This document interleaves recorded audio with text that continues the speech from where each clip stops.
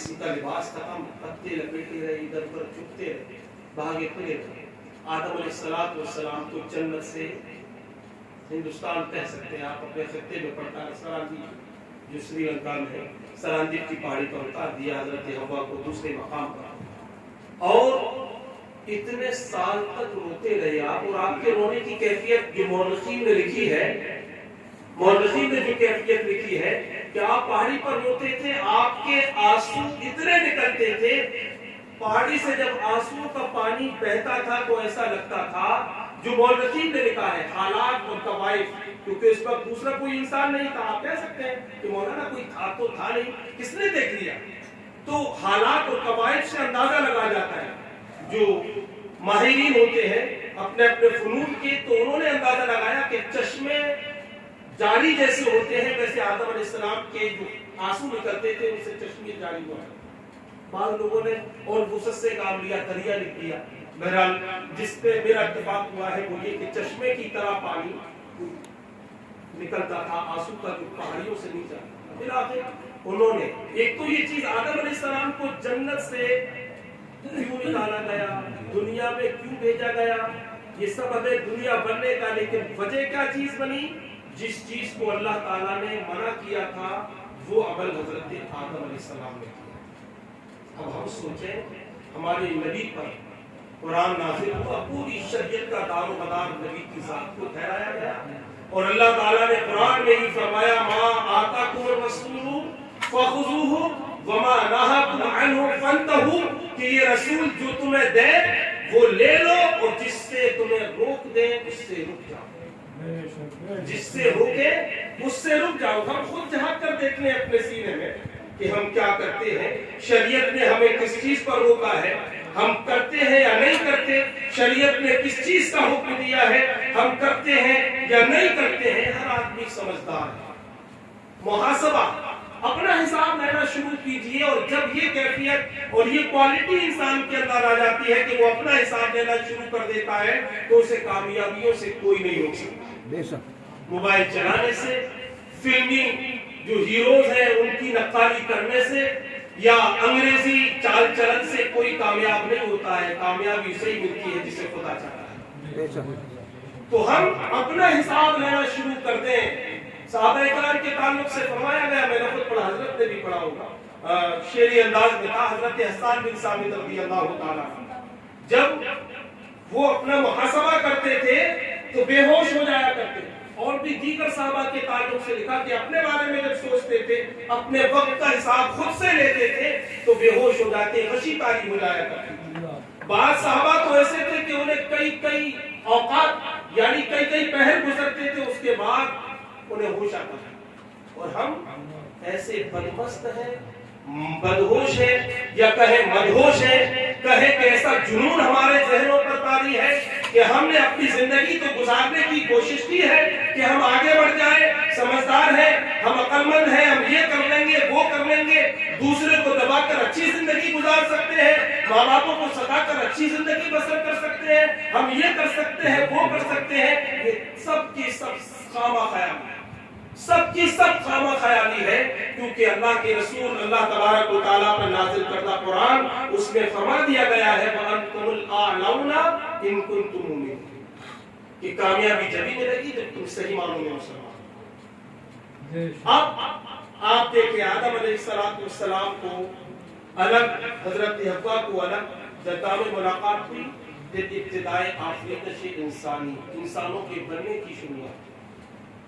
طویل تھا، دن بڑا تھا، برکتیں زیادہ تھیں، 2 بچے دن میں صبح پیدا ہوتے، 2 میں شام میں، صبح کا لڑکا شام کی لڑکی، اور شام کا لڑکا صبح کی لڑکی، اس طریقے سے ان کے نکاح ہوا کرتے تھے۔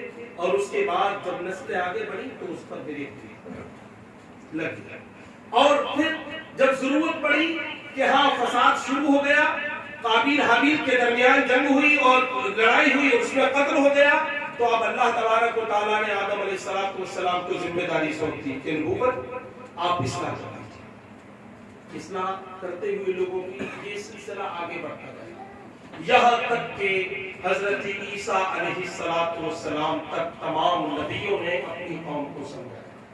آج کل جو لوگ ہمیں گمراہ کرتے ہیں نا، کہ اسلام باد کا ہے، سناتن پرانا ہے، غلط ہے، غلط ہے، یہ الٹا پہاڑا ہے جو ہمیں سکھایا جاتا ہے۔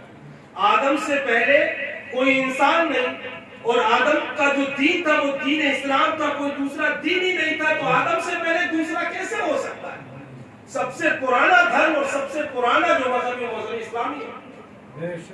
یہ تو یقین اپنے ذہن میں رکھیں کہ ہمارا قرآن کہتا ہے، حدیثوں سے پتہ چلتا ہے کہ سب سے پہلے آدم تھے، اور آدم سے پہلے کوئی انسان نہیں تھا، اور آدم کا جو دین تھا وہ دین اسلام تھا۔ اس کا مطلب یہ دین اسلام سے پہلے کوئی دوسرا دین نہیں تھا۔ یہ سب بات کے دھرم ہے۔ اب بات کے بھی کیسے بنے، تفصیل سے ذکر کروں، کافی وقت لگے گا۔ کچھ قومیں ایسی گزری جن کے اوپر 3 طرح کے عذاب نازل ہوئے، فسق، مسخ، استیصال۔ 3 قسم کے عذاب کا ان کے اوپر نازل ہونا شروع ہوا۔ فسق ہوا، یعنی بہت سو کے چہرے بگڑے۔ کچھ قومیں ایسی گزری، یہ بڑے عذاب کا ذکر ہے، عذاب تو اور مختلف طریقے سے رہے۔ کچھ عذاب تو ایسے ہوئے کہ مینڈک ان کی ہاڑیوں میں گھس جاتا، جو بناتے تھے خراب ہو جاتا تھا۔ لیکن یہ جو ہے اہم ہے، جو بڑے انسانوں کے چہرے بگڑے۔ وَقُولُوا قِرَدَةً خَاسِئِينَ کا لفظ پہلے پارے میں پڑھا ہوگا، چھٹے رکوع میں۔ اللہ تبارک و تعالیٰ نے کچھ لوگوں کو دھتکارے ہوئے بندروں کی طرح بنا دیا، بندر بنا دیا۔ تو یہ فسق مسخ رہا کہ ان کے آنکھوں کے حلقے جو تھے وہ حلقے نظر آتے تھے، آنکھیں بہت اندر کر دی جاتی تھی۔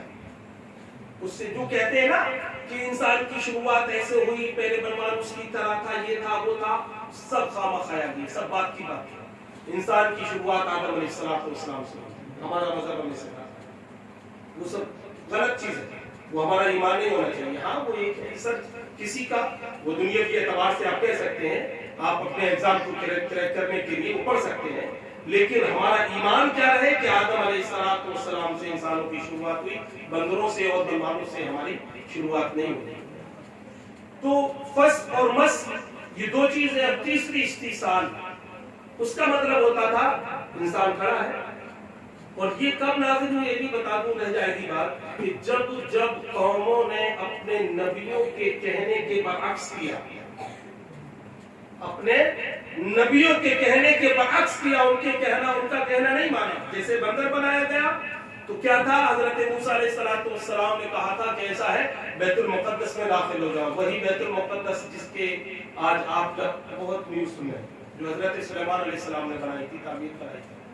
حضرت موسیٰ علیہ السلام نے کہا تھا کہ تمہاری یہ غلطی، یہ خامی، یہ غلطی کوتاہی تم نے کی ہے، گناہ کیے ہیں، معاف ہو جائیں گے، خدا معاف کرے گا۔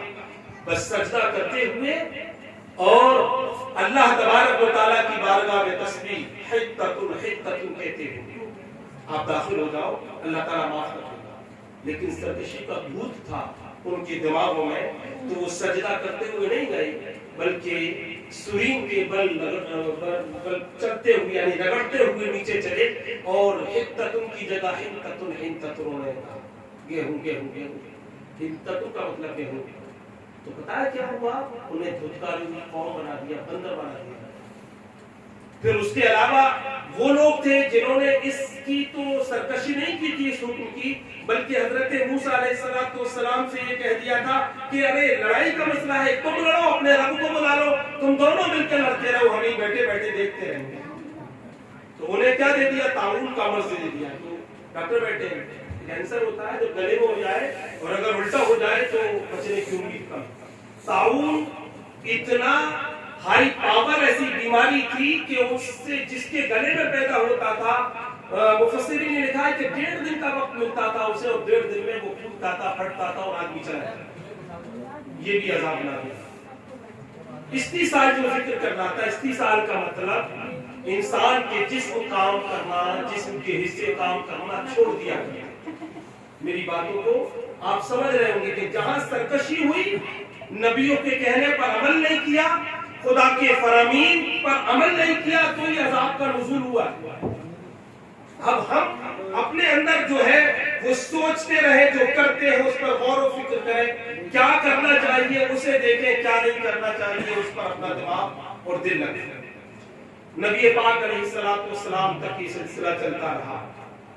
آقا علیہ السلام پھر اسی نور کو جو